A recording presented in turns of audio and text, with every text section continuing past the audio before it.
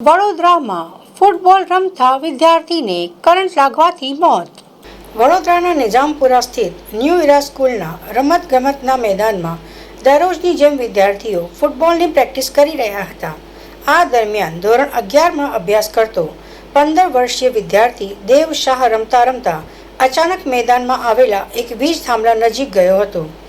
અજાણતા દેવનો હાથ અથવા શરીર વીજ થાંભલા સાથે અડકી જતા તેને જોરદાર હાઈ વોલ્ટેજ વીજ કરંટ લાગ્યો હતો. કરંટનો ઝટકો એટલો તીવ્ર હતો કે બાળક ક્ષણવારમાં જ બેભાન થઈને જમીન પર ઢળી પડ્યો. મેદાનમાં હાજર અન્ય વિદ્યાર્થીઓ અને કોચ તુરંત જ તેની મદદે દોડી આવ્યા હતા. બાળકને ગંભીર હાલતમાં તાત્કાલિક સારવાર અર્થે હોસ્પિટલમાં ખસેડવામાં આવ્યો હતો, પરંતુ તબીબો સારવાર શરૂ કરે પહેલાં જ આશાસ્પદ કિશોરે દમ તોડી દીધો હતો.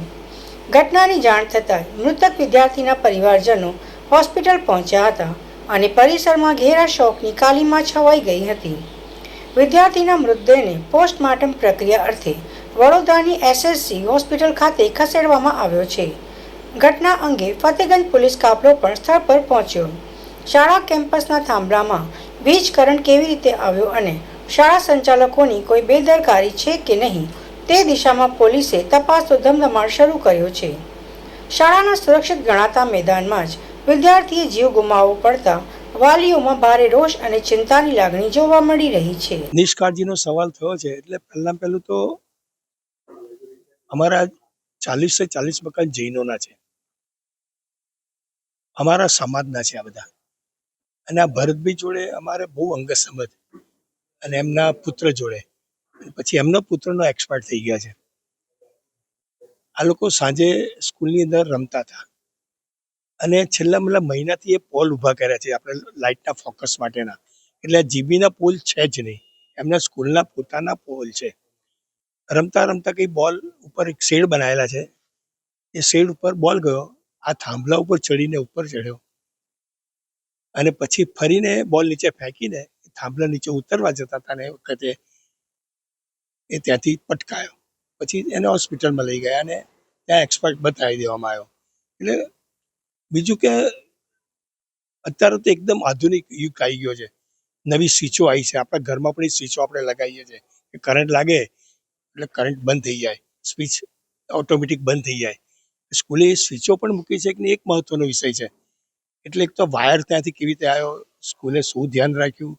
બીજું રાતે 2 વાગે કરંટ બંધ કરવામાં આવ્યો, જીબી વાળા આવ્યા, બંધ કર્યો. 2 વાગ્યા સુધી પાછું એ લોકો બીજું કાળજી પણ ના લીધી, કરંટ ચાલુ જ હતો. એટલે મોટી એક તો સ્વિચનું જોવું જોઈએ. ત્યાં વાયર 2 વાગે જીબી વાળા આવીને બંધ કર્યો. સ્કૂલ વાળાની ફરજ નહીં કે ભાઈ આ કરંટ બંધ કરીએ, કોઈ બીજું ફરી ચોંટી ગયું હતો. એટલે આ સ્કૂલની સંપૂર્ણ નિષ્કાળજી છે. સાથે સાથે આ ગરીબ છોકરાઓ ભણે એના માટે કોર્પોરેશને ₹1 ટોકન ફીથી આ જગ્યા આપી છે. આજે 40 વર્ષ થયા વાતને કે ભાઈ ગરીબ છોકરા પણ ₹1 ટોકનથી કોર્પોરેશન ક્યારે આપે? ગરીબ છોકરા આજે એની ફી જુઓ તો વડોદરાની હાઈએસ્ટ ફી છે અહીંયા. એટલે આ બધું આ લોકોએ નક્કી કરીને યોગ્ય તપાસ, જીબી, પોલીસ ખાતું બધું કરીને એને યોગ્ય પગલાં ભરવા જોઈએ. અમને ખાતરી છે કે યોગ્ય પગલાં ભરાશે. કોઈ આવ્યું નથી, મારી જાણ મુજબ કોઈ આવ્યું નથી. આપના તમારી સરકારથી શું માંગ છે? સરકાર જોડે એક જ માંગ હોય ને કે ભાઈ આની તપાસ થવી જોઈએ ને ફરી ના આવો કોઈનો ઘરનો લાડવાળો છોકરો ફરીને મરી ના જાય, એની ખૂબ જ સરકારે પણ જાણ